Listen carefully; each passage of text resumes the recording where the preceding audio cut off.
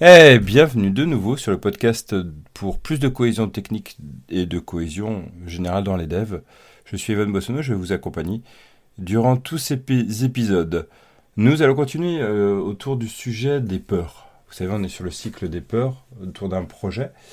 Et ici, on va se centrer sur un moment où on est parachuté sur un projet, on a peur de mal faire. Rien n'est expliqué, mais on a peur d'avancer sans faire une boulette, quoi, en fait. On a vraiment peur de faire des boulettes en vrai. Comment on peut réagir là-dessus? Bon, d'abord, on va essayer ici, ensemble, de détecter toutes les peurs qu'il y a. En fait, il y en a énormément. Ça va dépendre de chacun, chacune. On va essayer d'en lister quelques-unes. Il y a par exemple la peur de ne pas y arriver, de ne pas être à la hauteur, la peur de mal faire aussi, la peur d'être exclu, d'être rejeté, la peur d'être jugé, mal jugé, la peur d'être même de quitter son emploi, de perdre son emploi, la peur de ne pas y arriver, ça on en a parlé. Bref, il y en a vraiment plusieurs, vous pourrez en trouver d'autres, j'en suis persuadé. Peut-être qu'il y en a certaines qui sont propres aussi à vous. Et mon boulot ici, c'est pas de connaître toutes les peurs, non, c'est plutôt de chercher quelles sont les peurs de l'équipe, les peurs de chaque personne de cette équipe-là et de cette personne qui est arrivée sur le projet, parachutée. Bon, on va prendre les deux premières et on va les étudier ensemble. Par exemple, on va prendre la peur de ne pas y arriver, de ne pas être à la hauteur. Ici, c'est bien souvent le syndrome le plus connu dans le monde du développement. Vous ne pensez pas? Vous le reconnaissez? Le syndrome de l'imposteur, bien sûr. Oui, oui, c'est vrai. En fait, beaucoup de développeurs et développeuses ont ce syndrome-là. L'impression d'être un imposteur, une imposteuse, je sais pas si ça se dit imposteuse. Se dire que, ou impostrice, je sais pas. Se dire que on a l'impression de se mettre peut-être la barre trop haut, non? Ou l'impression de oula, on m'a choisi, mais en fait, je suis vraiment pas bon. Et vite, pourvu que ça se finisse avant qu'on découvre que je suis pas la personne qu'il faut. Et bah, derrière, ça couvre quand même pas mal de besoins, en fait, parce que toute peur exprime un besoin. On pourrait le dire d'ailleurs, quel est votre besoin? C'est la question que moi je poserais en coaching. Quel est votre besoin, vos besoins derrière? Plutôt que parler de peur. Une peur exprime un besoin, hein. Toute peur exprime un besoin. Il est souvent caché et on va aller le chercher, mais il est là, il est là.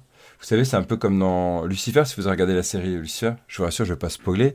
La question c'est que dirait Lucifer Morningstar, si vous voyez de qui je parle, le héros, hein, dirait What is your true desire? Ou quel est ton désir le plus profond? Qu'est-ce que tu veux vraiment? Et c'est vraiment cette question qu'on peut poser en coaching.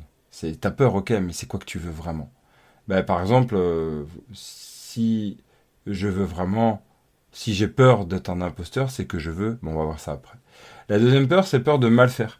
Ici, on s'inquiète plus de ce qu'on fait en fait ou pas pour la mission. Hein, c'est moins syndrome de l'imposteur, même si je trouve que les deux sont assez liés quand même, hein, assez liés. Nous avons plus avoir une peur sur le soi-même ou bien sur la qualité de projet. On a peur que ça se passe mal, on a peur de mal faire parce que l'équipe peut-être que c'est pas clair en fait dans l'équipe, la communication, peut-être qu'on va arriver sur un projet qui est tout pourri, peut-être que c'est du legacy code, peut-être que voilà, et que si on appuie sur un bouton A, ça fait exploser tout à l'autre côté du projet, même dans une ville lointaine. Bon, j'exagère, mais vous voyez l'idée. Vraiment, c'est ces peurs-là en fait qui vont arriver. Et du coup, on voit ici un des besoins les plus importants, c'est la volonté de bien faire son travail en fait. La volonté de bien faire son travail. Et donc, la recherche du professionnalisme en fait ici. Euh, et ce professionnalisme, en fait, il est assez important. Si on revient sur le syndrome de l'imposteur, qu'est-ce que ça va être le besoin, en fait? C'est vraiment le besoin de, par exemple, d'être reconnu ou d'être soutenu. Le besoin aussi de bien faire aussi, l'imposteur. Mais c'est rarement, quand on a le syndrome de l'imposteur, c'est rarement ça, hein. C'est aussi le besoin d'avoir confiance en soi, le besoin d'être rassuré, hein, vraiment dans ce qu'on va faire.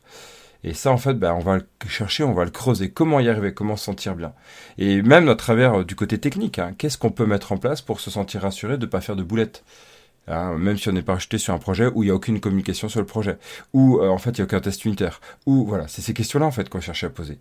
Et en fait, même si personnellement, moi par rapport à mon expérience et mes connaissances, etc., j'ai des pistes, ce que je dirais, c'est pas à moi de les proposer en fait, c'est après coup que je pourrais en proposer si la personne le souhaite et le demande.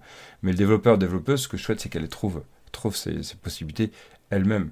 Euh, et bon, ce qui arrive après cette détection des besoins, à essayer de chercher en fait toutes les options possibles. Alors ce que j'aime bien faire, c'est de se dire, voilà, tu cherches toutes les options, même les complètement les plus tarées. Et si tu n'arrives pas à en trouver, je t'en propose 5. Deux complètement tarés, Taré, ça peut-être fait peut-être pas réagir, on peut dire un peu farfelu, ou un peu décalé, ou peut-être irréalisable, on verra après. Et puis après, on va essayer d'en trouver des réalisables, vraiment concrètes que tu es capable de mettre en place. Et après, ça va amener vraiment cette idée d'aller chercher la méthode 4P. Peut-être que vous la connaissez, j'en parle assez fréquemment. La méthode 4P, c'est le plus petit pas possible. Donc là, on va chercher vraiment des étapes réalisables, concrètes et mesurables. Là, si vous connaissez SWOT, c'est vraiment cette idée-là. C'est vraiment l'idée d'aller chercher le factuel et pas juste le côté plan sur la comète. On va décrocher la lune, hein, comme on dit, moi il y a une phrase, hein, si on décroche la lune et qu'on la loupe, au moins on visera les étoiles. Oui, ok, mais c'est hyper loin les étoiles en fait. C'est un côté où c'est bien de rêver, mais on est dans le concret.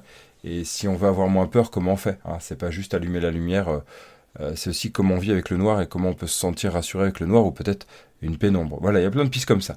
Oui, je reviens à l'enfance, mais bon, je suis pas psy du tout, hein. J'ai aucune formation là-dessus, mais je fais des réflexions, de la recherche autour de la recherche, de lecture, hein, j'entends pas de la recherche scientifique, je me documente en fait hein, sur cette partie-là, et on voit quand même qu'il y a des besoins qui retournent vers l'enfance. Donc comment se sentir rassuré, hein? Comment se sentir rassuré, ça va être ça. Et donc, on va mettre en place, grâce à ça, un plan d'action, en fait. Un plan d'action qui va nous permettre d'avancer petit à petit. Eh bien, tu as besoin d'être rassuré, tu as besoin d'être reconnu, tu as besoin d'être soutenu dans ton travail, tu as besoin de chercher à faire du professionnalisme et donc d'être valorisé par rapport à ce que tu fais. Tu as besoin de te dire que même s'il y a une erreur, comment faire pour te sentir en confiance. Eh bien, qu'est-ce que tu mettras en place? Voilà, eh bien, tu vas mettre en place ça, ok. Très bien, moi je peux te conseiller ça si tu me le demandes, en tout cas je t'y inviterai à faire ça, mais c'est à voir ce que toi t'en penses. Et d'ailleurs je te dirai pas moi, mais plutôt des exemples que je connais, de collègues par exemple. Voilà, c'est ces réflexions qu'on va chercher à mettre en place. Et puis du coup on pourra en reparler d'ailleurs, hein, des plans d'action, des pistes potentielles, voir ce que vous en pensez, ce que vous pouvez mettre en place. Je vous dis à très vite, on se retrouve dans la suite de cette aventure autour des peurs d'un projet informatique. À très vite et merci de m'avoir écouté.